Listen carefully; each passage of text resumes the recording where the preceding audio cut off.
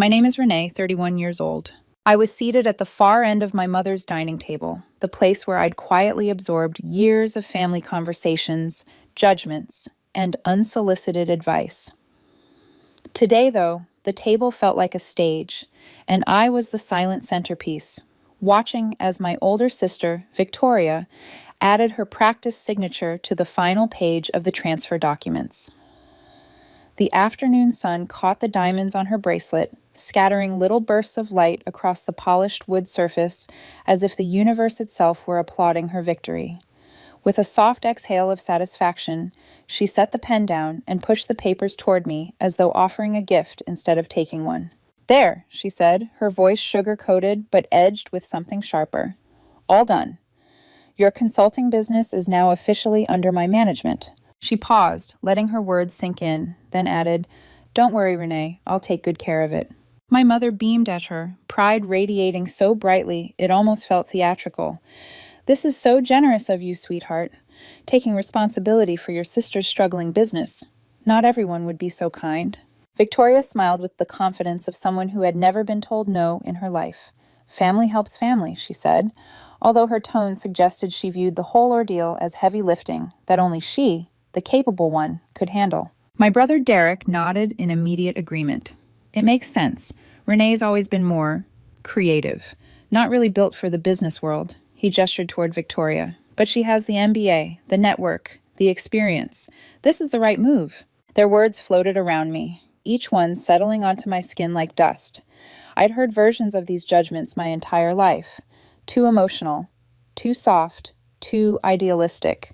They all spoke of me as if I were a fragile trinket rather than an adult who'd built something from the ground up. I lifted my coffee cup, taking a slow sip. The bitterness steadied me. I said nothing. "You're being incredibly mature about this, Renee," my father chimed in, resting a heavy hand over mine. "I know it must be hard to admit you're overwhelmed, but accepting help is a sign of wisdom." "Wisdom," I echoed quietly, tasting the word. Victoria slipped the signed documents into her leather portfolio, the snap of its buckle sounding far louder than it should. "Honestly, Renee, you should be relieved. Running a business is exhausting. All that responsibility, those decisions. Now you can do whatever it is you do. Freelance, consulting, art things. I'll handle the real operations." My mother nodded approvingly. "Your home office setup is cute, dear. Very quaint. But Victoria has a proper office in the financial district. Infrastructure matters. That's what a growing business needs." "Growing business," I repeated softly, watching their faces. "Is that what you think it is?" Victoria laughed, the same sharp, dismissive sound I'd heard since childhood. "Renee, I've seen your financials. You're barely scraping by. A few clients, modest revenue, no growth trajectory. It's basically a hobby. But with my leadership, we can actually turn it into something legitimate." "Something legitimate," I murmured. "Don't be bitter," Derek said, leaning forward. "She's helping you. She's going to professionalize everything, bring in real clients. You should be grateful." "I am grateful," I replied, keeping my voice steady. Victoria softened, or rather, pretended to. "I know this is your baby. You've worked on it for, 3 years? But sometimes our best just isn't good enough. There's no shame in that." "No shame at all," Mom echoed. I glanced at my watch. 2:47 p.m. Almost time. "So the transfer is complete?" I asked. "Completely," Victoria confirmed, patting her portfolio like a prized possession. "As of today, I control operations, assets, clients, intellectual property. You retain 20% as a passive stake, which is incredibly generous." "Very generous," I agreed softly. "I'll start calling your clients tomorrow," she continued. "Let them know the business will be operating under new leadership. They'll feel relieved, probably impressed." "Yes," I said calmly. "You should definitely reach out to them." Her eyes narrowed. "Renee, are you being sarcastic?" "Not at all. They'll be very interested." Dad frowned. "What does that mean?" Before I could answer, my phone buzzed. I glanced at the screen, right on schedule. "Excuse me," I said, rising. "I need to take this." I stepped into the living room, my heartbeat slowing rather than speeding up. "This is Renee speaking." A crisp, authoritative voice replied, "Miss Renee, this is Director Roberts from the Division of Enforcement. We are ready to proceed. Are you with the subject now?"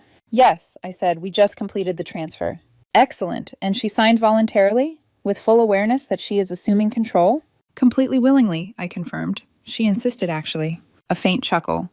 "In 20 years of investigating corporate fraud, I've never seen someone walk into a trap this cleanly. We're 5 minutes out. I'll keep them here. When I returned to the dining room, my family stared at me with suspicion. Who was that? Mom asked.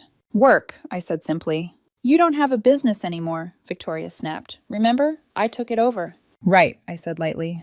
Renee, what's going on? Dad asked. You're acting strange. Am I? Derek scowled. You've been too calm. No arguments, no tears, nothing. That's not you. Maybe I'm relieved, I suggested. Like you said, wisdom.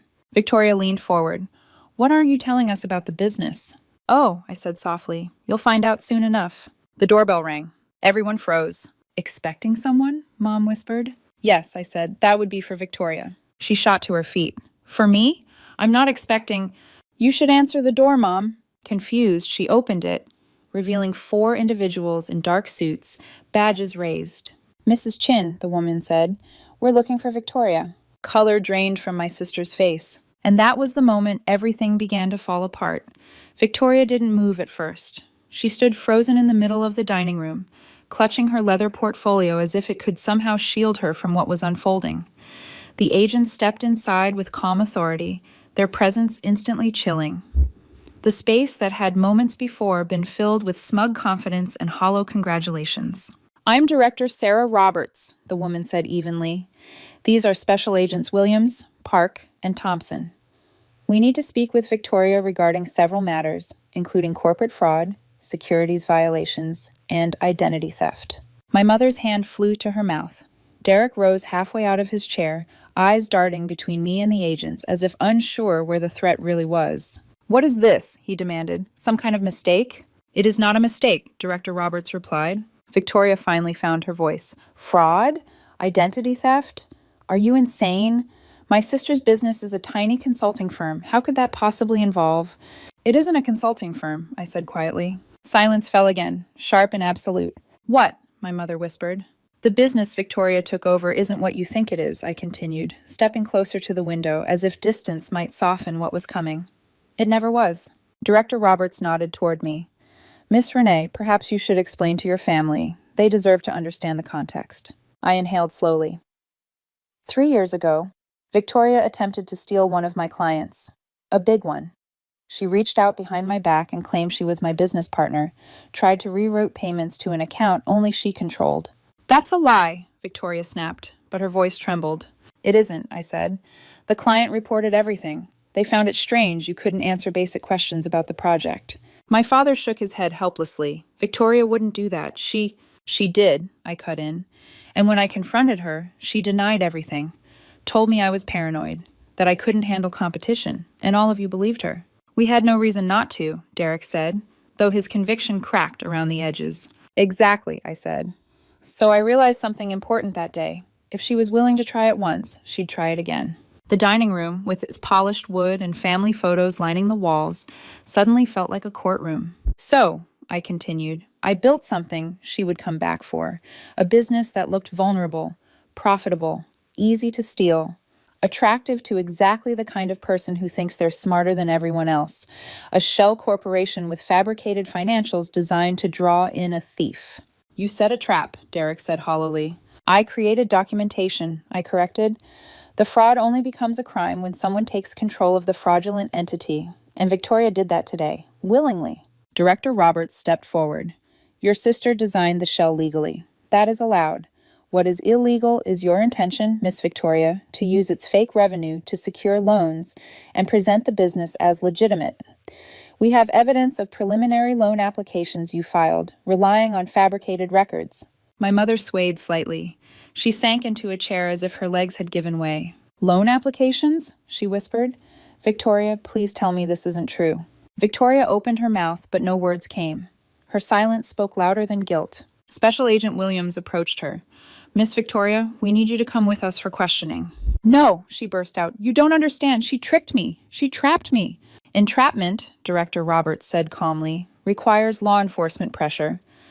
Your sister is a private citizen. She didn't induce you. She merely documented what you chose to do.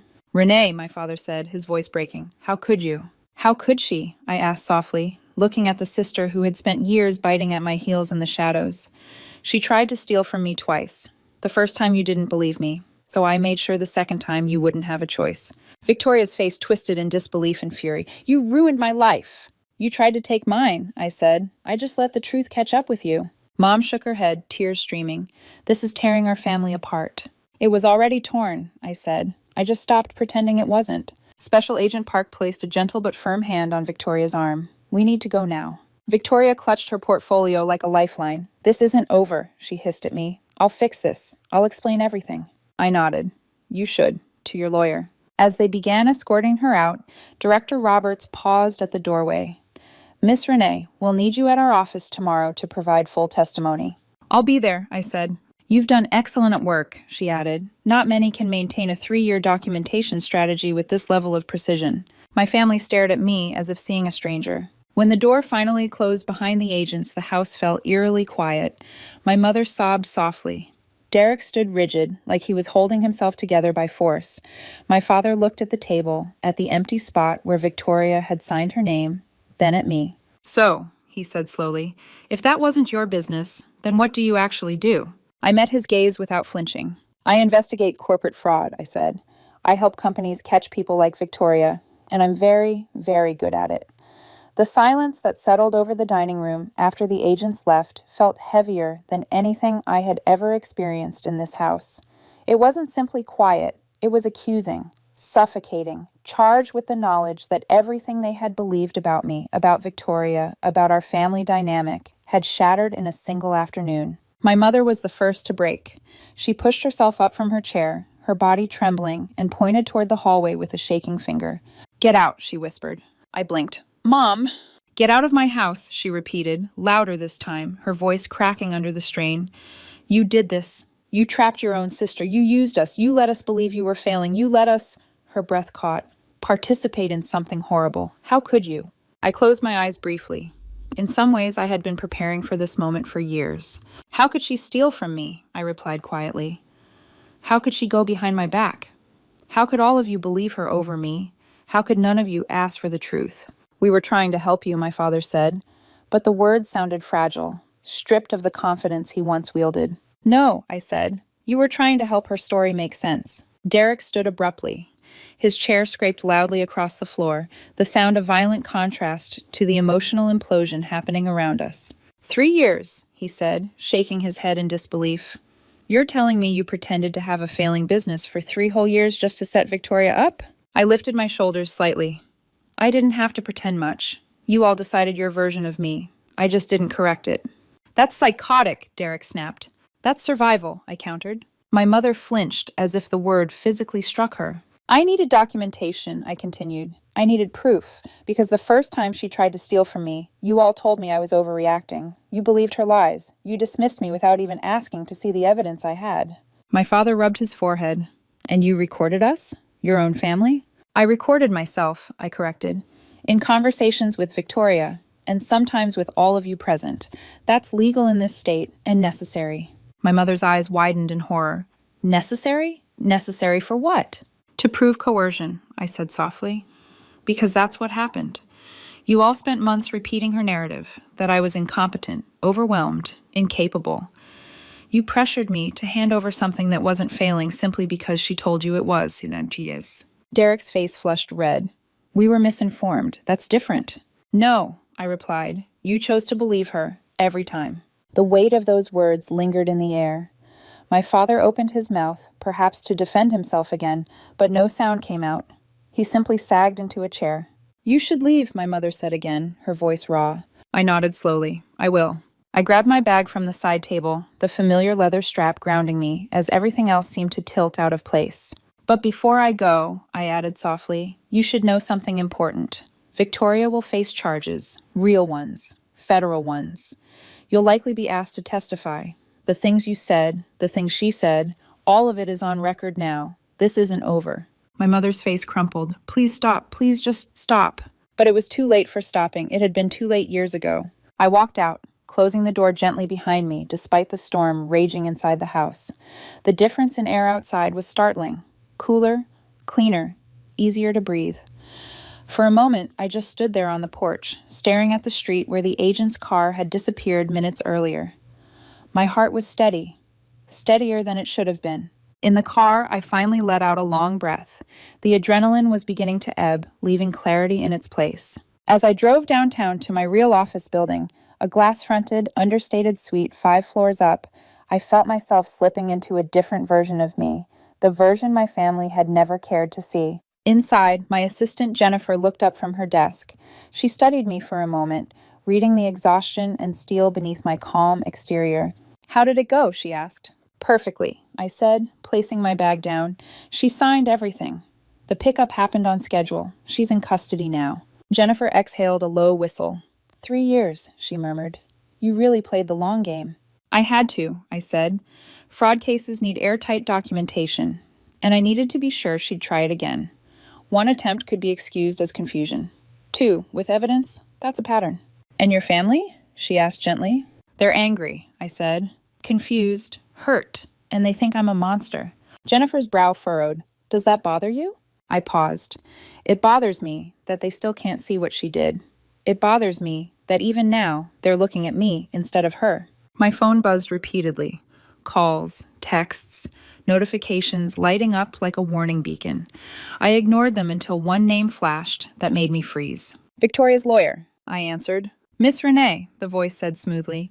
"This is Martin Goldstein. I represent Victoria.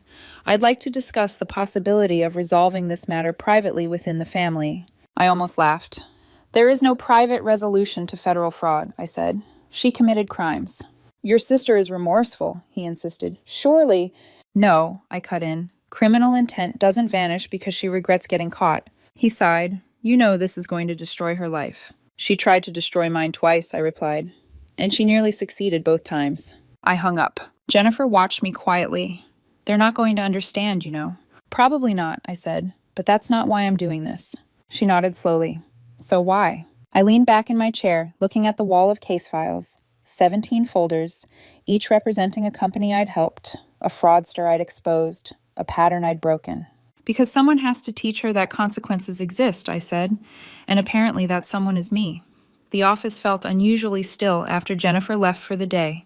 I stayed behind, surrounded by stacks of files, audio transcript printouts, and neatly labeled folders, documenting every lie, every manipulation, every calculated step Victoria had taken over the past 3 years. It was surreal to see my life reduced to evidence, meticulous, damning evidence, and yet there was a strange sense of order to it, a completeness, like each piece fit exactly where it belonged. I worked until the sunset glowed against the windows, staining the room in warm gold that did nothing to thaw the tension inside me. As I sorted the last set of emails and attached my annotations, I imagined Victoria sitting in a stark interrogation room right now, stripped of her certainty, forced to confront the truth she had spent years refusing to acknowledge. I wondered whether she still believed she was innocent, whether she had convinced herself her actions were normal, justified, harmless. That was always her gift, turning reality into a story where she was the misunderstood hero. Around 7, I finally shut everything down and drove home. The city outside buzzed with its usual nighttime rhythm, unaware that my world had shifted irrevocably within a few hours. My phone, still muted in my bag, felt heavier than usual, as if carrying the weight of every missed call and desperate message waiting to ambush me. When I walked into my apartment, the quiet embraced me instead of pressing in. I poured myself a glass of wine and stepped out onto the balcony. The skyline was brushed with silver and amber lights. For a moment, it looked peaceful, almost gentle. Strange, considering the storm unraveling elsewhere. I finally turned my phone on. The notifications flooded in immediately. 17 calls from Mom, 5 from Dad, 8 from Derek. Voicemails, texts, long paragraphs filled with desperation, shock, anger, bargaining. Most begged me to come home. Some demanded explanations. A few pleaded that I drop everything and consider family first. But one voicemail played automatically, a long, trembling message from my mother. "Renee, your father and I talked. We know we didn't listen to you 3 years ago. We know we pushed you. We shouldn't have. But your sister, she's going to prison. Please call me. We have to fix this. Please, please don't do this." I deleted it after a long pause, not because I was angry, but because I knew nothing I said would satisfy her. Not now, maybe not ever. Inside, I set the phone down and stared at it, considering everything my mother hadn't said but still meant. Why can't you be softer? Why can't you protect the people who hurt you? Why can't you let this go for the sake of harmony? But harmony had never included me. Harmony meant protecting the child they believed in, the child with credentials, confidence, and a finely polished facade, the one whose flaws they refused to see. I took another sip of wine. Are you okay? Jennifer had asked earlier. Was I? The question lingered now, more intrusive in the quiet. I thought about the younger version of myself, the one who begged to be believed, who'd cried in the bathroom 3 years ago when her own family dismissed her truth, who swallowed humiliation while Victoria made a show of competence. That girl had been devastated. She had felt small, powerless, voiceless. But I wasn't powerless anymore. The shift hadn't happened today. It had happened slowly over years of biting down my hurt and turning it into strategy. Every time they ignored me, I sharpened myself. Every time they told me I was imagining things, I documented more. Every time Victoria denied wrongdoing, I added another piece to the file that would one day expose her. Justice, I reminded myself, isn't cruelty. Justice is simply the truth allowed to stand up. My phone rang again, this time Derek. I answered. What? I said, keeping my voice neutral. You need to talk to Mom, he said immediately. She's falling apart. Because of Victoria's choices, I asked. Because of yours, he shot back. You could have handled this privately. I let out a short, humorless breath. I tried handling the first incident privately. You all refused to listen. She walked away without consequences. So tell me, Derek, if someone commits a crime and the family hides it, is that protecting them or enabling them? She's your sister, he argued, voice tight with emotion. She made mistakes, but prison? Prison, Renee? She committed federal fraud, I said. That's not a mistake. That's intent. You wanted this, he accused. You wanted to prove you were right. No, I replied quietly. I wanted to prove she was guilty. He was silent for several seconds. You're unbelievable. And you still don't see her for who she is, I said softly. Even now. Mom said you recorded everything, he continued, ignoring my words. Every conversation, every dinner, every time she pressured you. Why would you do that? Who does that to their own family? Someone who has been dismissed repeatedly, I answered. Someone who knows that speaking isn't enough when no one listens. He exhaled shakily. I don't even know who you are anymore. You never did, I said. You knew the version Victoria painted. Renee, please, just drop the charges. I can't, I said. Even if I wanted to, I can't. The moment she signed those papers, it stopped being a family argument. It became a federal investigation. This isn't ours to fix anymore. He didn't respond. Eventually, the call disconnected. I set the phone aside again and returned to the balcony, letting the cold breeze wash over me. Somewhere across the city, my parents were probably holding each other, wishing they could rewind time. Derek was likely pacing, replaying every moment he'd missed or misunderstood. And Victoria, my sister, my rival, my mirror of ambition turned twisted, was likely in a gray room under fluorescent lights, telling investigators that she had been trapped, that she didn't mean it, that it was all one big misunderstanding. But the evidence would tell the story she never wanted anyone to hear. Tomorrow, I would walk into the government building with my case file. I would sit across from officials who understood the difference between vengeance and documentation. I would testify truthfully, clearly, without trembling. And I would not feel guilty. Somewhere deep inside, maybe I wished things had been different, that someone had believed me sooner, that Victoria had stopped at one attempt, that my family had questioned their assumptions, but wishing for a different past would not rewrite the present.